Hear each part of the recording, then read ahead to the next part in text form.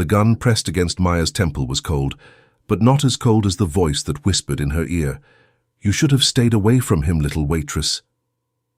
The Italian accent was thick, dangerous, and Maya's hands trembled as she clutched the coffee pot she'd been cleaning when they'd cornered her in the empty diner. "I don't know what you're talking about," she whispered. The clock read 7 a.m. Her shift had ended hours ago, but she'd stayed to close up for Frank like she always did. "Nikolai Volkov," the man hissed, and Maya's blood turned to ice. She'd heard that name whispered in Chicago's darkest corners, spoken with equal parts fear and respect. But she'd never connected it to the mysterious customer who'd been coming to Mickey's diner every night for 3 weeks, ordering black coffee and watching her with piercing blue eyes. The diner door chimed, and Maya's heart stopped. Heavy footsteps echoed across the checkered floor, deliberate and measured. The gun against her head trembled slightly. "Take your hands off her." The voice was Arctic cold, carrying absolute authority. Maya had never heard him speak more than a few words, but now his accent was unmistakable. Russian, dangerous, deadly. "Now, welcome to Passion and Power, where dangerous love stories come alive. If you're ready for a tale of obsession, power, and unexpected protection, you're in the right place. Comment below where you're watching from and hit that subscribe button. Your support fuels our storytelling passion, and trust me, you won't want to miss what happens next." Maya Johnson had learned early that survival meant staying invisible. At 24, she'd perfected the art of blending into Chicago's endless crowd.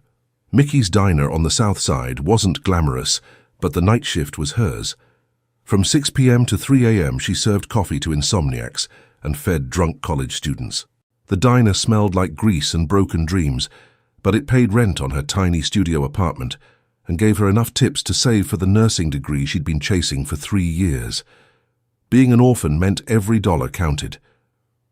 She was wiping down table 7 when he first walked in. Maya had served thousands of customers, but this one made her pause.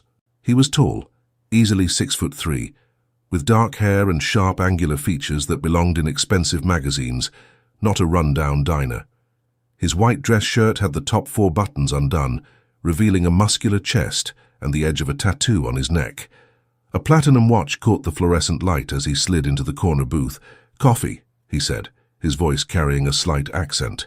His eyes were the palest blue she'd ever seen, like winter ice, and they catalogued every detail of her face.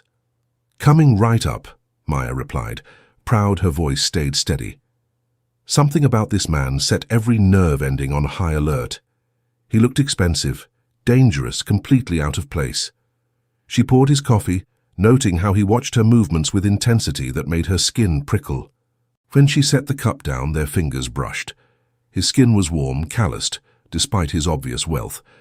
For the next hour he sat in perfect silence, occasionally sipping coffee, but mostly watching. When her shift ended at 3 a.m., he was still there. Maya gathered her things and headed for the front door. Chicago in October was brutal, wind cutting through her thin jacket. She was fumbling with her keys when she heard footsteps. "Maya!" She spun around, heart hammering. The man from the diner stood 10 feet away, hands in his pockets, expression unreadable. "How do you know my name?" she asked, backing toward the bus stop. "Your name tag," he said simply, taking a step closer. "You shouldn't be walking alone at this hour." "I can take care of myself," Maya replied, lifting her chin with more confidence than she felt. 6 years of independence had taught her to trust her instincts, and right now they screamed this man was dangerous, but not dangerous to her. "I'm sure you can," he said, admiration in his voice. "But Chicago at night is unpredictable. Let me drive you home." "I don't even know your name." "Nikolai," he said, extending his hand. "Nikolai Volkov." Maya stared at his outstretched hand, something nagging at her mind. The name sounded familiar, though she couldn't place it. Everything about this man screamed money and power. "I'll wait for the bus," she said finally. Something flickered across his features, surprise, maybe respect. "As you wish, but I'll wait with you." "You don't have to." "I want to." They stood in silence until the bus arrived. Maya climbed the steps, fishing quarters for fare. When she looked back, Nikolai was still standing under the streetlight, watching until the bus pulled away. The next night, he was there again.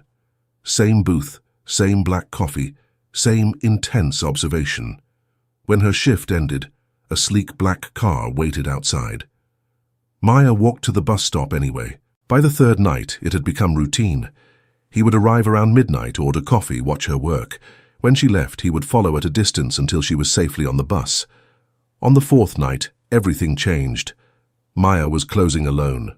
Betty had called in sick and Frank had left early. The diner was empty except for Nikolai in his usual booth. She was wiping tables when the door chimed.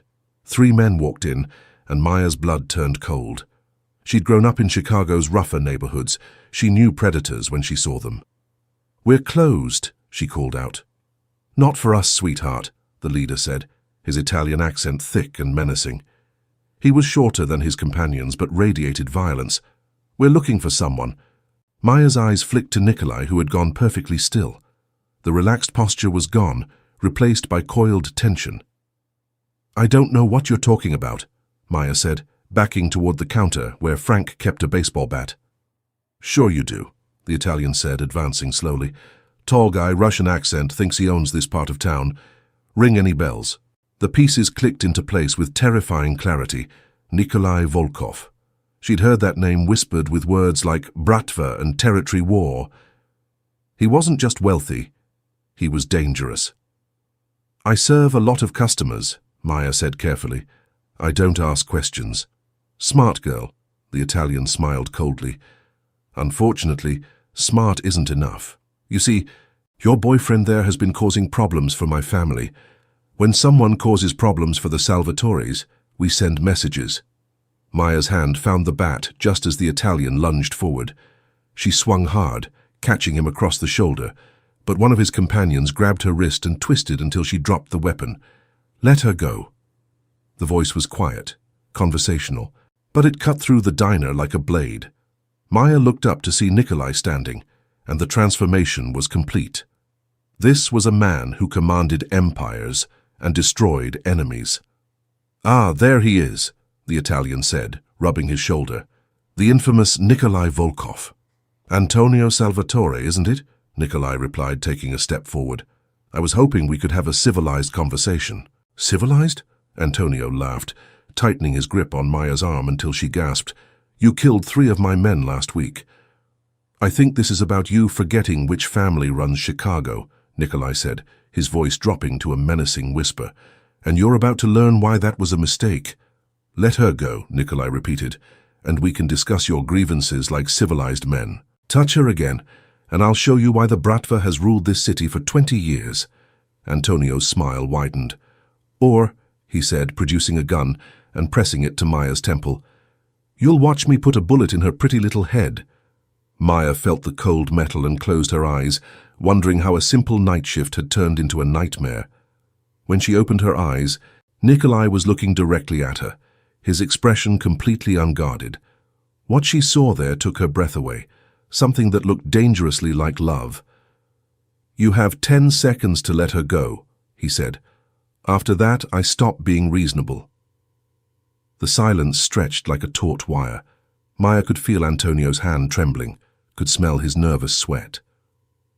10, Nikolai said quietly, never breaking eye contact with Maya.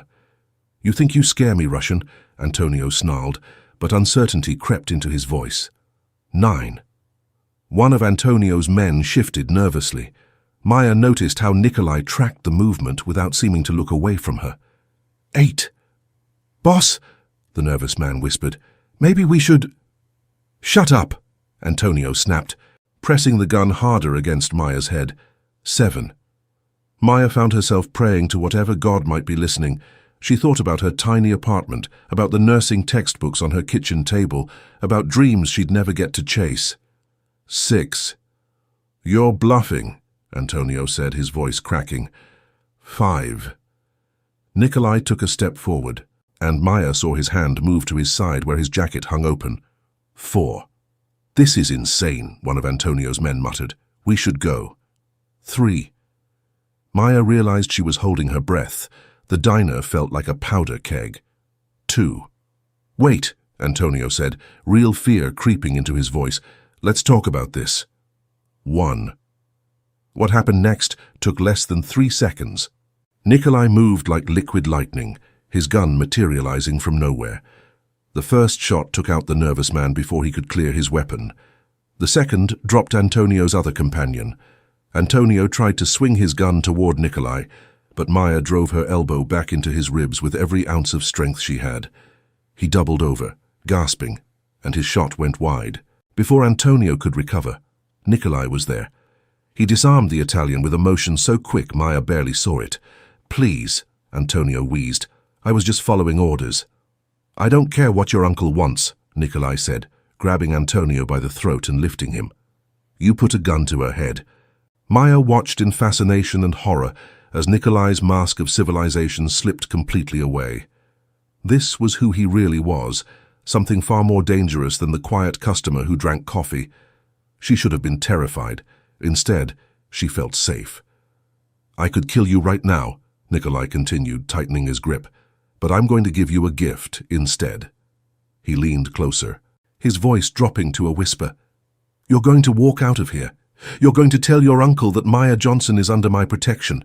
Anyone who touches her, looks at her wrong, or even thinks about using her to get to me will answer to the Bratva. Do you understand?" Antonio nodded frantically. "Good," Nikolai said, releasing his grip. Antonio collapsed, gasping. "You have 60 seconds to collect your men and leave. If I see you again, I will personally ensure you spend your last moments wishing you had never been born." Antonio struggled to his feet, casting terrified glances at his fallen companions. They're dead." "Yes," Nikolai said simply. "Consider it a lesson. Now you have 45 seconds. Antonio fled, the door chiming behind him. Maya stood frozen, staring at the bodies on the checkered floor. "Maya!" She looked up to find Nikolai watching her with an unreadable expression. His gun had disappeared, and he looked almost normal again, except for the tension in his shoulders. "Are you hurt?" he asked gently. Maya shook her head, not trusting her voice. "We need to leave," Nikolai said, moving toward her carefully. "Antonio will be back with reinforcements." "I can't just leave," Maya said. "Frank will be here in the morning. The police." "We'll find a diner that was robbed by unknown assailants," Nikolai interrupted. "Frank will file an insurance claim. The cameras will show nothing useful." Maya stared at him. "You've done this before." "Yes," he said simply. "And I'll do it again if anyone threatens you." "I don't understand," she whispered. "Why me? You don't even know me." Something flickered across his features. Vulnerability, maybe longing. "I know enough," he said quietly.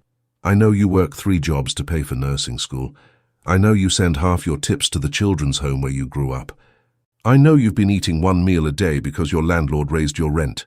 Maya's blood turned cold. "You've been watching me." "Yes," he said, not denying it. "For 3 weeks. I've seen your kindness, your strength, your refusal to let this city break you." He stepped closer. "I've also seen how you look at me when you think I'm not watching. You feel it too, don't you?" "This connection between us?" Maya wanted to deny it, but it would have been a lie. From the moment he'd walked into Mickey's diner, she'd been drawn to him in ways that defied logic. "You're a criminal," she said instead. "Yes," he agreed. "I run the most powerful crime family in Chicago. I've killed more men than you've served cups of coffee. I own judges and politicians." Maya's heart hammered. "Is that supposed to make me feel better?" "No," Nikolai said, his pale eyes intense. "It's supposed to make you understand what you mean to me. I've never protected anyone the way I protected you tonight. You've changed everything." "I need to go home," she said finally. "I'll take you." "Maya." The way he said her name stopped her protest. "You can't take the bus. You can't walk home alone. By morning, every criminal in Chicago will know you're connected to me. That makes you a target." The reality hit her like a physical blow. "What are you saying?" "I'm saying that as of tonight, you're under my protection whether you want it or not," Nikolai said gently but implacably. "I'm saying I'm taking you somewhere safe. And if I refuse, then I'll respect your choice, but I'll also assign a security detail to watch you, because I won't let anything happen to you. Either way, Maya, your old life is over. The only question is whether you'll let me help you build a new one." Maya looked around the diner one last time, at the blood on the floor, at the shattered coffee pot, at the booth where Nikolai had sat watching her. Everything familiar was gone, but when she looked at Nikolai, she saw genuine concern. He was offering her protection, but also giving her what choice he could. "Where?" she asked. "My penthouse," he said. "It's secure, comfortable. You'll have your own space. And then what?" "Then we figure out what comes next," Nikolai said, "together." Maya closed her eyes, trying to process everything. When she opened them, Nikolai was still watching her with that intense expression. She thought about her tiny apartment, about the life she'd built from nothing and was now being forced to abandon. Then she thought about the gun at her temple, about the way Nikolai had looked at her like she was something precious worth killing for. "Okay," she said quietly. "Okay." Nikolai's relief was visible. "Thank you," he said, genuine gratitude in his voice. He returned with her purse and jacket. "We should go." A black sedan waited at the curb, engine running. A man in an expensive suit stood beside the driver's door, tall, broad-shouldered, with military alertness. "Andrei," Nikolai said by way of introduction. Andrei nodded respectfully to Maya, opening the rear door. The interior was luxurious beyond anything she'd experienced. Leather seats, tinted windows. As they pulled away from Mickey's diner, Maya watched her neighborhood disappear. She was leaving behind everything she'd known, everything that had defined her identity. But when she glanced at Nikolai sitting beside her, she felt something she hadn't experienced since childhood. The sense that someone was willing to fight for her. It was terrifying, it was dangerous, it was completely insane, and despite everything, it felt like coming home. Nikolai's penthouse occupied the entire top floor of a gleaming tower in downtown Chicago. Maya stood at the floor-to-ceiling windows, still wearing her diner uniform, feeling like an alien in someone else's life. "It's beautiful," she said quietly, though the word seemed inadequate for the view. Lake Michigan stretched to the horizon, reflecting city lights like scattered diamonds. "It's home," Nikolai replied, setting down 2 glasses of expensive whiskey. He'd changed into dark jeans and a black sweater that emphasized his shoulders. The casual clothes somehow made him seem more dangerous. Maya accepted the glass but didn't drink. "I don't understand why you're doing this." "Which part?" "Any of it. All of it. 3 weeks ago I didn't know you existed. Tonight you killed 2 men to protect me, and now I'm drinking whiskey that probably costs more than I make in a month." 3 months, Nikolai said with the ghost of a smile. Despite everything, Maya's lips twitched. "That doesn't make me feel better." "Maya, I need you to understand something. What happened tonight wasn't random. Antonio didn't choose you by accident." A chill ran down Maya's spine. "What do you mean?" "The Salvatores have been watching me, looking for weaknesses. They saw me at the diner, saw how I—" He paused. "They saw how I looked at you. They correctly identified you as someone I cared about." "But you don't know me," Maya protested. "Knowledge isn't always about conversation," Nikolai said quietly. "I've watched you for 3 weeks, Maya. I've seen your character, your strength, your compassion. I've seen who you are when you think no one is watching." Maya set down her untouched whiskey with trembling hands. "That's not normal, Nikolai. That's stalking." "Yes," he agreed without hesitation. "It is. And I'm not going to apologize for it, because it's the only reason you're alive right now." Maya walked back to the windows, needing distance from his intensity. The city spread below like a map of possibilities, but all she could think about was how far she was from everything familiar. "I had a life," she said to her reflection.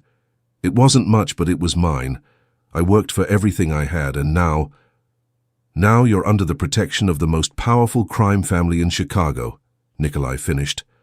"I know it's not what you would have chosen. But Maya, your old life was built on borrowed time. The moment you caught my attention, you became a target." Maya turned to face him, anger flaring. "Did you ever think about asking me? About giving me a choice before you decided to upend my entire existence?"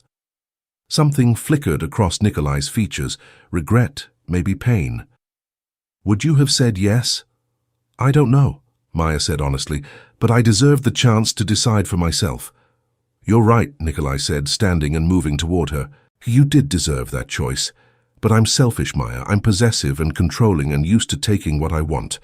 When I saw you in danger tonight," his voice dropped to a whisper, "I would have burned down half of Chicago to keep you safe." Maya's breath caught. There was something raw and desperate in his eyes. "Why?" she whispered. "Because in 3 weeks of watching you, you became mine," Nikolai said simply. "I know how that sounds. I know it's not rational or fair, but it's the truth. You're mine, Maya, and I protect what's mine." The possessive declaration should have terrified her. Instead, Maya felt something deep in her chest respond to it, something that had been empty and aching for as long as she could remember. "I'm not a possession," she said, but her voice lacked conviction. "No," Nikolai agreed, stopping close enough that she could smell his cologne. "You're something far more precious than that." Before Maya could respond, her phone buzzed. She pulled it out, frowning at the unknown number. "Don't answer it," Nikolai said sharply, but Maya was already accepting the call. "Hello? Maya Johnson," a voice said, and her blood turned to ice. It was Antonio, his accent thick with rage. "I hope you enjoyed your little victory tonight." Nikolai was beside her instantly, his hand covering hers on the phone. She could see fury building in his pale eyes. "I don't know what you're talking about," Maya said. "Tell me, sweetheart, how does it feel to be responsible for 2 men's deaths? How does it feel to know their families will never see them again because you couldn't mind your own business?" Maya's free hand flew to her mouth. She hadn't thought about the dead men as people with families. The weight of their deaths settled on her shoulders. "They made their choice when they put a gun to her head," Nikolai said, taking the phone. His voice was deadly calm. "Just like you made yours when you decided to threaten what belongs to me. Tell me, do you think your little waitress is worth a war?" Antonio's voice was loud enough for Maya to hear. "Because that's what you've started tonight." "I think she's worth whatever it costs to keep her safe," Nikolai replied. "The question is whether you're prepared to pay the price for your mistake." "You can't."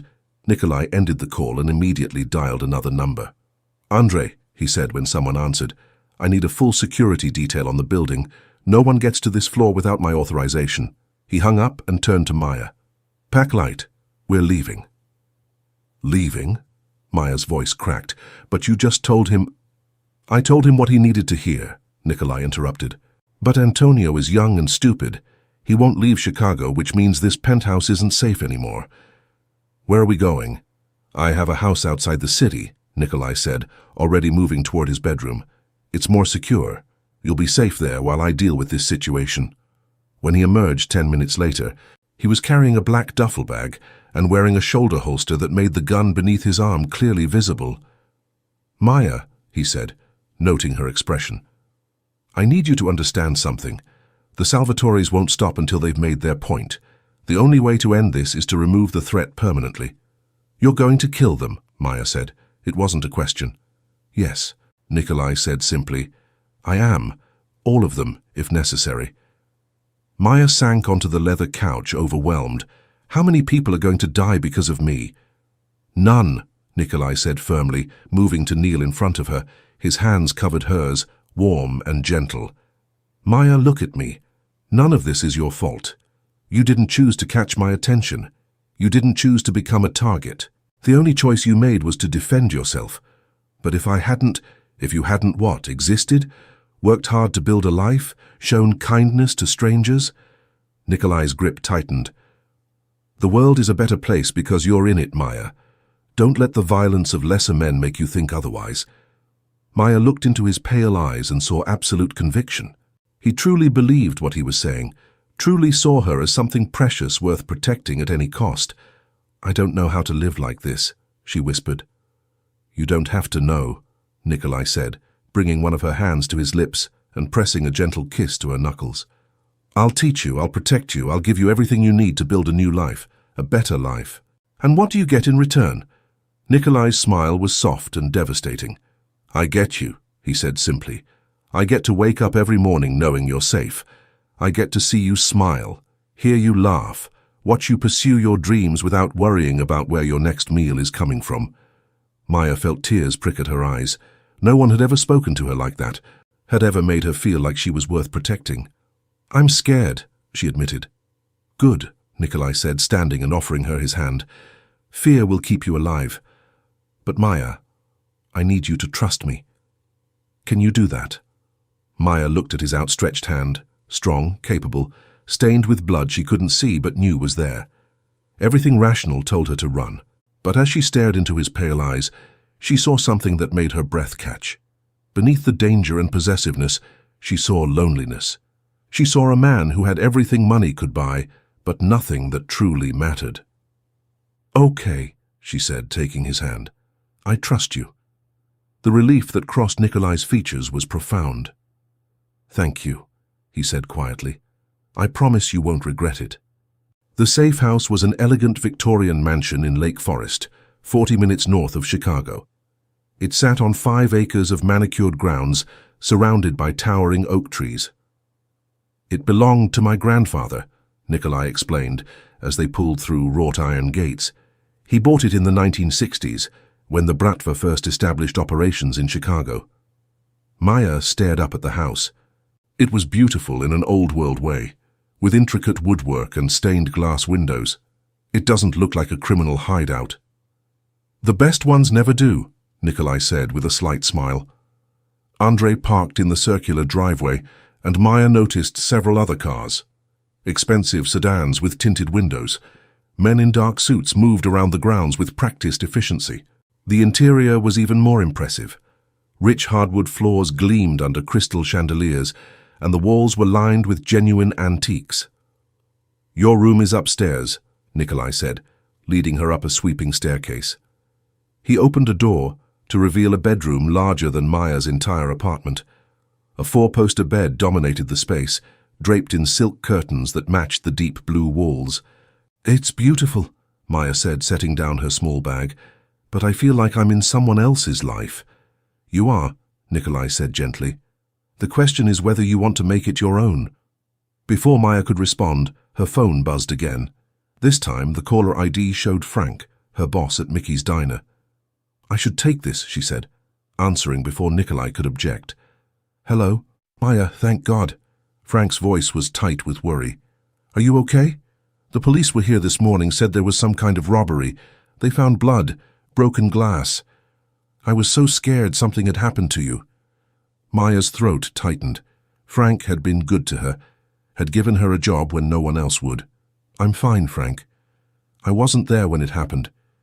"The police want to talk to you. Where were you?" Maya looked at Nikolai, who was watching with an unreadable expression. I left early. Wasn't feeling well." "Well, thank God for that," Frank said, relief evident. "Listen, honey, I'm going to have to close the diner for a few days while we clean up. But don't worry about the lost shifts. I'll make sure you get paid anyway." "Frank, you don't have to—" "Yes, I do," he said firmly. "You're a good kid, Maya. You work harder than anyone I know, and you deserve better than this neighborhood has to offer. Maybe this is a sign that it's time to focus on that nursing degree." Maya felt tears prick at her eyes. Frank had no idea how prophetic his words were. "Thank you," she whispered. "Take care of yourself, okay? And call me if you need anything." The line went dead, and Maya stared at her phone through blurry vision. Another connection to her old life, severed as cleanly as if it had never existed. "He cares about you," Nikolai observed. "Frank's a good man," Maya said, wiping her eyes. "He gave me a chance when I had nothing." "Would you like me to make sure he's protected?" Nikolai asked. "The Salvatores might try to use him to get information about you." Maya's blood chilled. She hadn't thought about Frank being in danger. "Can you do that without him knowing?" "Of course," Nikolai said. "I'll have someone keep an eye on the diner. Frank will never know he's being watched." "Thank you," Maya said, feeling a rush of gratitude. Despite everything, Nikolai was trying to protect the people she cared about. A knock on the door interrupted her thoughts. "Come in," Nikolai called. A woman entered, tall and elegant with silver hair pulled back in a perfect chignon. She wore a simple black dress that probably cost more than Maya's monthly rent. "Maya," Nikolai said, "this is Elena. She manages the household staff. Welcome to the house. Miss Johnson," Elena said with a slight accent. "I've taken the liberty of having some clothes sent up for you. I hope you don't mind, but Mr. Volkov mentioned you might need a few things." Maya looked at Nikolai in surprise. "You bought me clothes?" "I had Elena order a selection," he said, looking almost embarrassed. "I wasn't sure of your preferences." "The clothes are in the wardrobe," Elena said tactfully. "There's also a laptop on the desk connected to secure internet in case you need to continue your studies." Maya stared at her. "My studies?" "Mr. Volkov mentioned you're pursuing a nursing degree," Elena said. "I've contacted your school and arranged for you to continue your coursework remotely while you're staying here." "You did what?" Maya turned to Nikolai, shock and anger warring in her chest. "You contacted my school. I had Elena handle it discreetly," Nikolai said carefully. "I told you I wanted you to be able to pursue your dreams." "That's not the point," Maya said, her voice rising. "You can't just take over my life like this. Make decisions for me without asking. I'm not a child, Nikolai." Elena cleared her throat delicately. "Perhaps I should leave you two to discuss this privately." "No," Maya said firmly. "Stay. I want to understand exactly what arrangements have been made on my behalf." Elena looked to Nikolai, who nodded reluctantly. "I contacted the nursing program and explained that you were dealing with a family emergency. Your professors have agreed to allow you to complete your coursework online. Your clinical rotations have been postponed. And if I never return to campus, then we'll arrange for you to transfer to a program wherever you'd prefer to finish your degree," Elena said smoothly. Maya felt overwhelmed. "What about financial aid? My scholarships?" "Taken care of," Nikolai said quietly. "You won't need financial aid anymore, Maya. Your tuition, books, everything, it's covered. By you." "Yes." Maya sank onto the edge of the bed, her legs suddenly unsteady. Nikolai wasn't just protecting her. He was systematically dismantling her old life and rebuilding it according to his vision. "I can't accept this," she said finally. "The clothes, the tuition, the arrangements, it's too much." "Why?" Nikolai asked, moving to sit beside her. "Because you're not used to being taken care of? Because you've been independent for so long that accepting help feels like weakness?" Maya looked at him, startled by how accurately he'd read her thoughts. "I've worked for everything I have. I've never taken charity from anyone." "This isn't charity," Nikolai said, his pale eyes intense. "This is me investing in your future because I believe in you." "And what do you get in return?" Nikolai was quiet for a long moment. "I get to know that you're safe," he said finally. "I get to know that you're not working yourself to exhaustion just to survive. I get to see you pursue your dreams without worrying about money." "That's not an answer," Maya pressed. "You're right," Nikolai said, his voice dropping to a whisper. "I do want something in return. I want you to stay. I want you to let me take care of you. I want you to build a life here with me." The raw honesty made Maya's breath catch. "And if I don't want that?" "Then I'll respect your choice," Nikolai said. "I'll make sure you're safe. Make sure you have everything you need to start over wherever you want to go. But Maya," he reached out to touch her face, "I hope you'll give us a chance." Maya felt herself leaning into his touch despite every rational thought screaming at her to pull away. "I don't know how to be with someone like you. Someone like me. Dangerous. Powerful. Someone who kills people and talks about it like it's nothing." Nikolai's hand stilled on her face. "I would never hurt you, Maya. Never. Maybe not intentionally," she said. "But your world is violent, Nikolai. How do I live with that? The same way I live, knowing that loving you makes me vulnerable in ways I've never been before," Nikolai said quietly. "We find a way to live with the fear because the alternative, living without each other, is worse." Maya stared at him, shocked by his casual use of the word love. "You don't love me? You don't even know me." "I know enough," Nikolai said. "I know that you're brave enough to swing a baseball bat at armed men. I know that you're kind enough to give your last dollar to someone who needs it more. I know that you're strong enough to survive 6 years on your own." He leaned closer. "I know that when you smile, really smile, your whole face lights up. I know that you hum when you think no one is listening, and that you always check on the homeless man who sleeps behind the diner." Maya's eyes widened. She did hum when she worked, And she did check on old Pete. I know that you cry during sad movies but try to hide it, Nikolai continued. I know that you keep a picture of your foster mother in your wallet. I know that you dream of having a family someday. How could you possibly know all that? Maya whispered. Because I've been watching you, Nikolai said simply. Not just at the diner, Maya. I've had people keeping an eye on you for weeks. Maya jerked back from his touch, anger flaring. You've been spying on me. Yes, Nikolai said, not bothering to deny it. And I'm not sorry for it, because it's the only reason I know how extraordinary you are. That's not romantic, Nikolai. That's terrifying. I know, he said quietly. But Maya, from the moment I saw you, I knew you were going to change my life. And the more I learned, the more certain I became that you were meant to be mine. Maya stood and walked to the French doors, needing distance. The gardens below were beautiful in the afternoon light, peaceful in a way that seemed impossible, given the violence that had brought her here. This is insane, she said to her reflection. All of it. No, Nikolai agreed, moving to stand behind her. But Maya, you stopped being a normal person the moment you caught my attention. I can't change that, can't undo what's been done. But I can give you a life that's better than anything you've ever imagined. At what cost? Maya asked, turning to face him. What happens when you get tired of me? Nikolai's expression darkened. That will never happen. You can't know that. Yes, I can, he said, his voice carrying absolute conviction. Because I've never felt this way about anyone before, because I've spent 32 years believing I was incapable of love, and you proved me wrong in 3 weeks. The possessive declaration sent heat pooling in Maya's stomach despite her fear. That's not healthy, Nikolai. No, he agreed, stepping closer. It's not.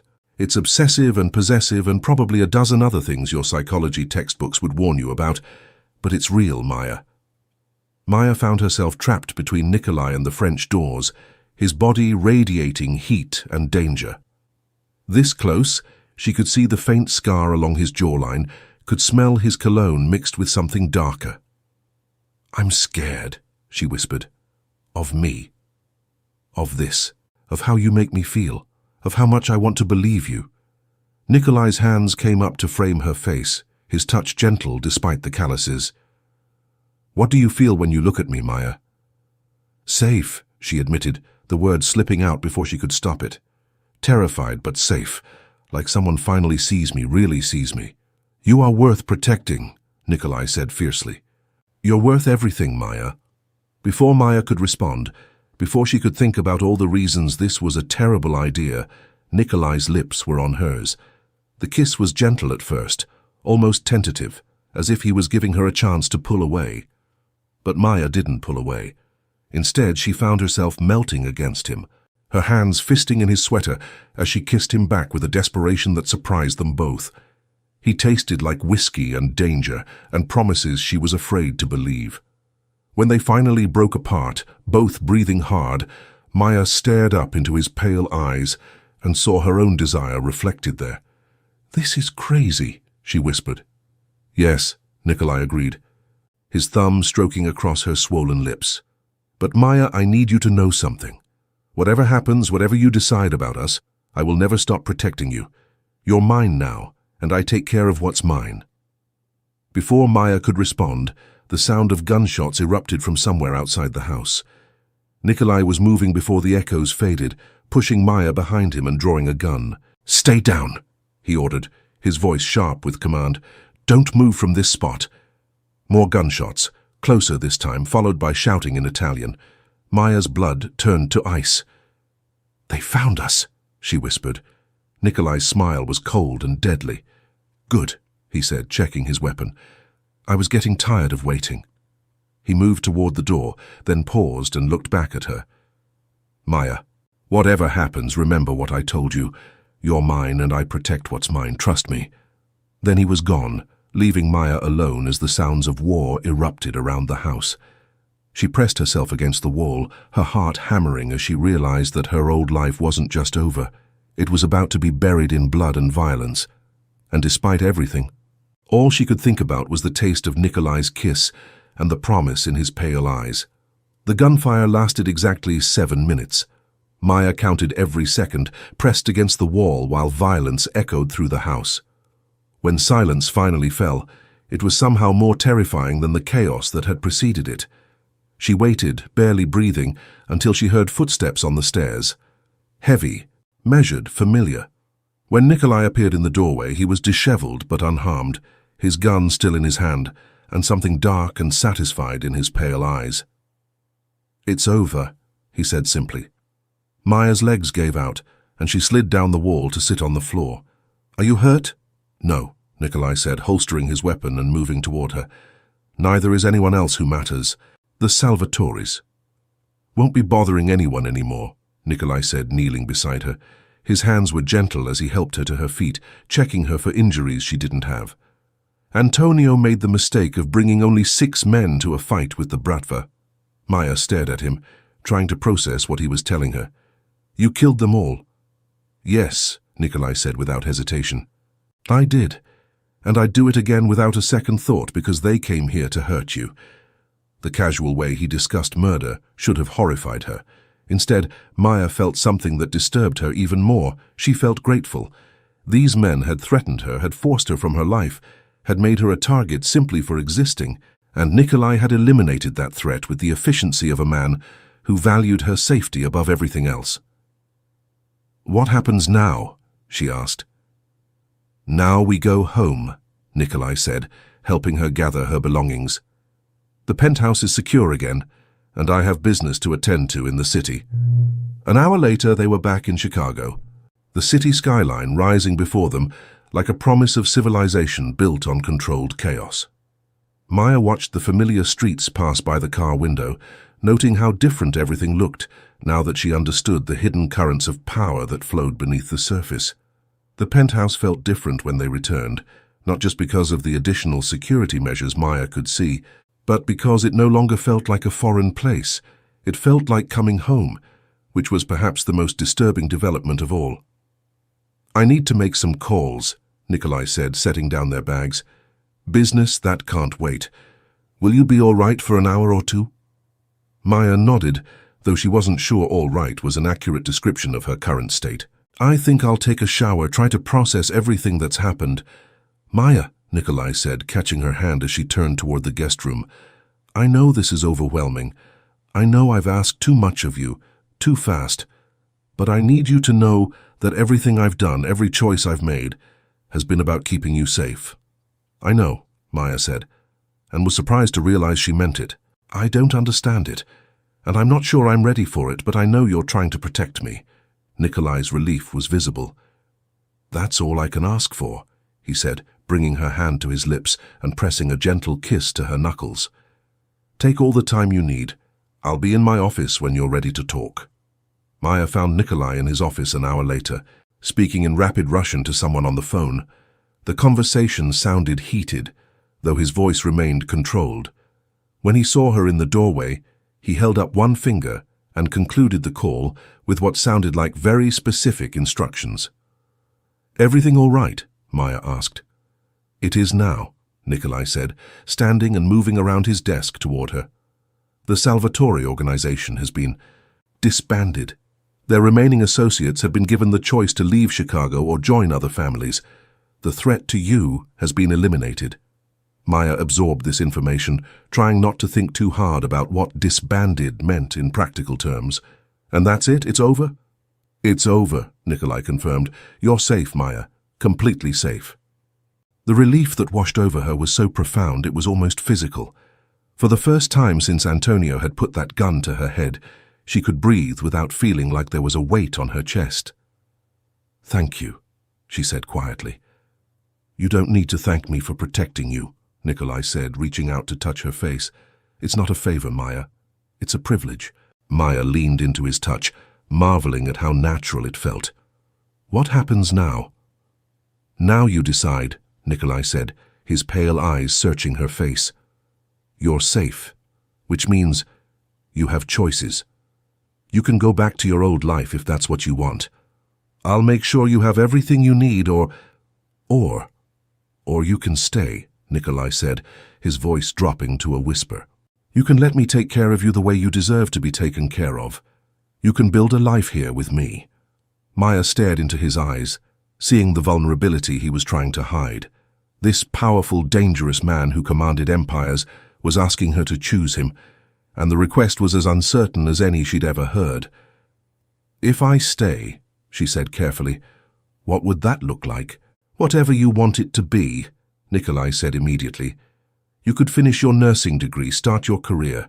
I have connections at every major hospital in the city. You could work wherever you wanted. Or if you decided you wanted to do something else entirely, we could make that happen too. And in return? In return, you let me love you," Nikolai said simply. "You let me be the man who makes sure you never want for anything, who protects you from every danger, who gives you the family you've always wanted." Maya's breath caught. Family. "Children, if you want them," Nikolai said, his voice soft with longing. "A home filled with laughter and love and all the things you never had growing up. I want to give you everything, Maya." The picture he painted was so beautiful, so perfect that it almost hurt to imagine. Maya had spent so many years focused on simple survival that she'd barely allowed herself to dream of anything more. But now, looking into Nikolai's eyes, she could see it all. The career she'd always wanted, the family she'd never had, the love she'd never believed she deserved. "I'm scared," she admitted. "Of me? Of this? Of how much I want what you're offering? Of how easy it would be to lose myself in your world?" "You won't lose yourself," Nikolai said fiercely. "You'll find yourself. The real you, the one who doesn't have to struggle just to survive." Maya closed her eyes, trying to think clearly despite the intoxicating pull of his words. "And if it doesn't work, if we're too different, if your world is too dangerous, then we'll figure it out together," he said. "Maya, I'm not asking you to accept everything about my life overnight. I'm asking you to give us a chance to see what we could be together." Maya opened her eyes and found him watching her with an intensity that took her breath away. "What do you feel for me, Nikolai? Really?" "Everything," he said without hesitation. "Love, obsession, protectiveness, desire, everything I never thought I was capable of feeling. You've changed me, Maya." "Like what?"